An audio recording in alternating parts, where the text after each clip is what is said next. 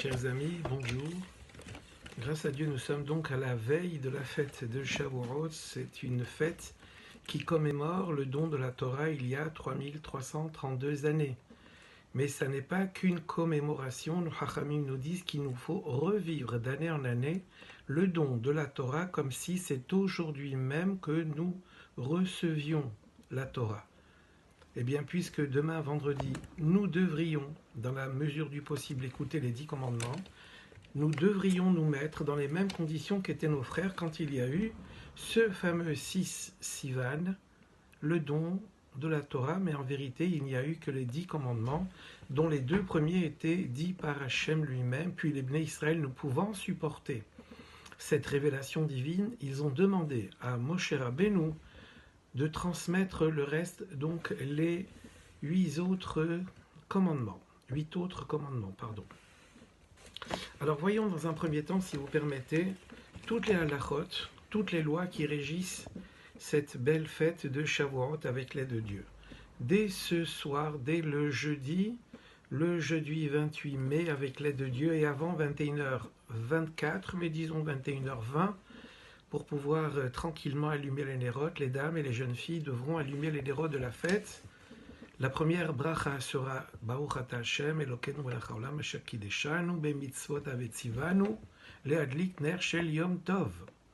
Une seconde bracha suivra, c'est celle de Shehyanu Baruch Ata Hashem Elokeinu melech haolam Shehyanu vekihemanu vihegiranu Lazeman azeh. On remercie Hashem de nous avoir fait exister et vivre jusqu'à ce moment-là, ce moment où l'on va célébrer de nouveau la fête de Shavuot, une fête qu'on se souhaite de recevoir bepnimiot, d'une façon tout à fait intérieure, et besimcha, et avec la joie, parce que la Torah ne se conçoit que dans une dimension de joie. Bien sûr que dans l'après-midi du jeudi, il faudra faire la mitzvah du Eruv. C'est une bracha qui nous permettra, si on mettait de côté une challah et un œuf, et l'on doit faire cette précaution-là, on fait la bracha Baruch Ata Hashem Elokeinu melech haolam asher kideshanu bemitzvotav vetzivanu al mitzvat eruv. Ce faisant, on sait qu'on pourra se permettre, le vendredi après-midi, qui est un jour de Yom Tov, on pourra se permettre, avant que la nuit ne tombe et avant 21h25, d'allumer les lumières de la fête de vendredi après-midi. Et de surcroît, cette fête sera doublée du Shabbat. C'est plutôt le Shabbat qui sera doublé de la fête. D'ailleurs, c'est ce qu'on mentionnera dans les bénédictions. Autrement dit, vendredi, puisqu'on en parle déjà, vendredi après-midi, avant 21h24, il faudra allumer également les lumières de la fête à partir d'une flamme déjà ayant été allumée depuis jeudi après-midi. Les 2 brachot seront les suivantes, Baruch Ata Hashem Elokeinu melech haolam asher kideshanu bemitzvot avetzivanu leadlik ner shel Shabbat veshel Yom Tov. On mentionne d'abord Shabbat puis après Yom Tov. La seconde bracha du vendredi après-midi avant 21h24, donc toujours à partir d'une flamme allumée. Baruch Ata Hashem Elokeinu melech haolam shehyanu vekiyemanu vihegiranu lazeman hazeh. Donc la bracha de Shehyanu vaut pour les 2 jours de la fête. Bien sûr, alors dans la journée de vendredi, qu'est-ce qu'il nous faudra faire? Eh bien d'abord, écoutez, si nous en avions la possibilité, les 10 commandements, il faudra également commencer, après le kiddush, par un mets lacté, si on le peut, quelques gâteaux au fromage ou quelques chocolats au lait, parce qu'il y a une